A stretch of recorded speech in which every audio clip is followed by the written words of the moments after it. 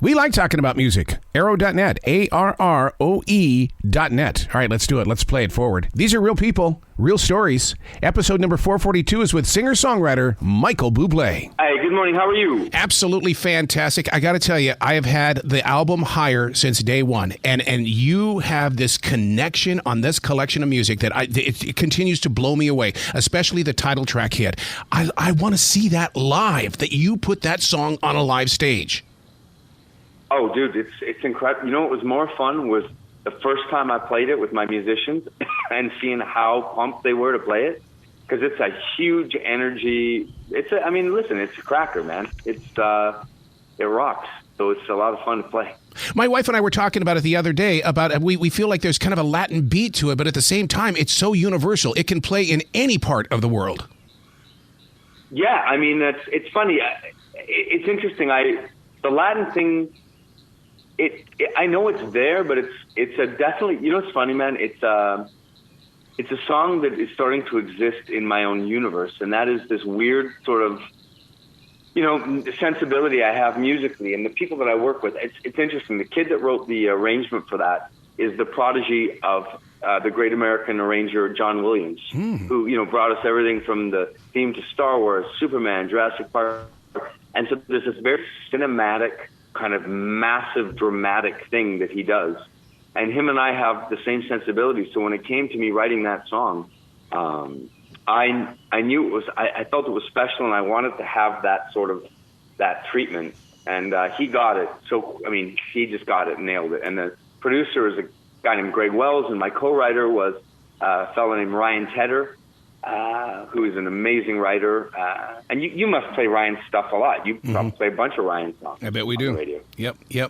So on the song I'll Never Not Love You, this is one of those songs where it feels like that you already knew who you were singing this song to. On this side of us, we're sitting here like we're sitting with a best friend, and then you add that little EDM beat kind of to it, and then, you know, once the chorus comes in, oh my God, Michael.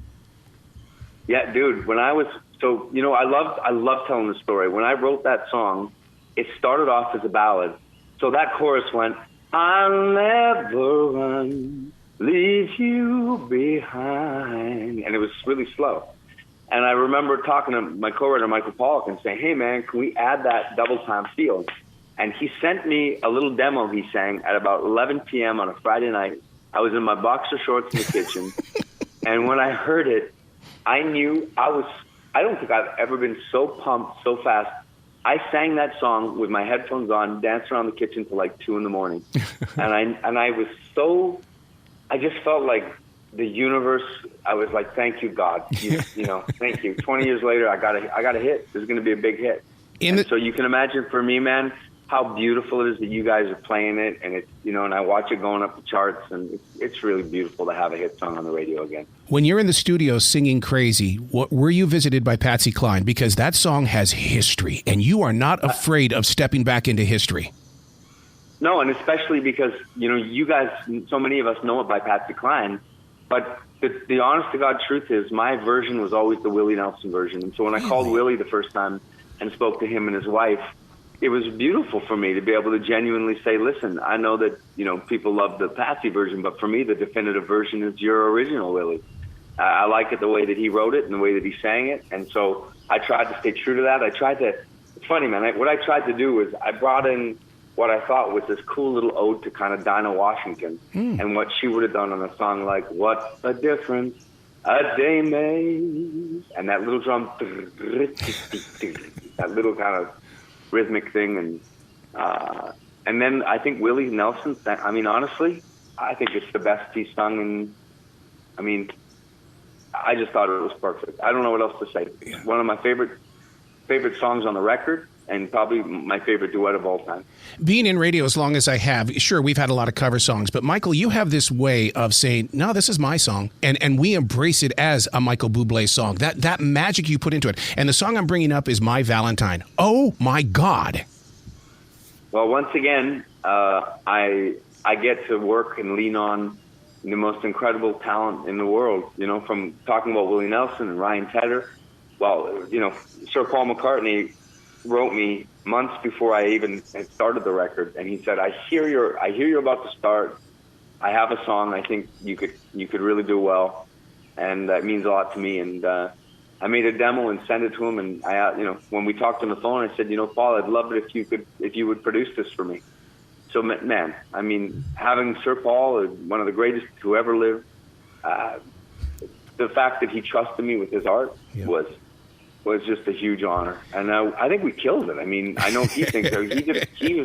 He was unbelievable, man. Like, I had a great, wonderful, that same arranger that arranged Higher arranged that song. And Nicholas Jacobson Larson is his name. And, I walked in that studio, there was 100 musicians, and we just sat there live. Paul was in the booth producing, and what a beautiful experience. And this whole record was like that, man. Like, usually records have skippers, you want to skip this one or skip that one. And for me, this record every song is a banger for me. Wow. So the tour starts in Duluth, Georgia. You're coming to the South. I'm in the South. We love our music here in the South. Do you ever get to come out and study the sounds of the South? I have. Everything I do is from the South. Oh. Listen, man, I don't care if you like jazz, if you like rock and roll, if you like hip hop, if you like it all came from those roots. It came from the Delta. It came from the South. I think you may not know it, and people may not know it, but almost every kind of music that you love originated there. Wow. Well, you're coming to the Carolinas as well, and I expect to see you on that stage just doing what you do, and that is you have a great time with music. I'm so proud of you for giving yourself permission. Oh, thank you. It's a beautiful thing you just said, because I say this to my friends often. They say, man, your crowds are unreal. Listen, it's cool that my crowd is so diverse, too, as I look out there and I see a lot of young kids and, got black, white, gay, straight, rich, poor, everybody, young, old. But what they'll always say to me is that and many times I'll say to them, listen, I want to give the audience permission to have fun. And after what we've all been through, my friend, after going through COVID and these heartbreaking things that America's seen, you know what, man, it's time for us to heal. And it's time for us to be together and to dance together and to, human beings weren't meant to be alone. You're right. And it is the joy and the privilege of a lifetime that I get to show up and love what I do and connect with people like that. I love it. You be brilliant today, okay, sir? You too. God bless you, man. Oh, thank you. Same to you.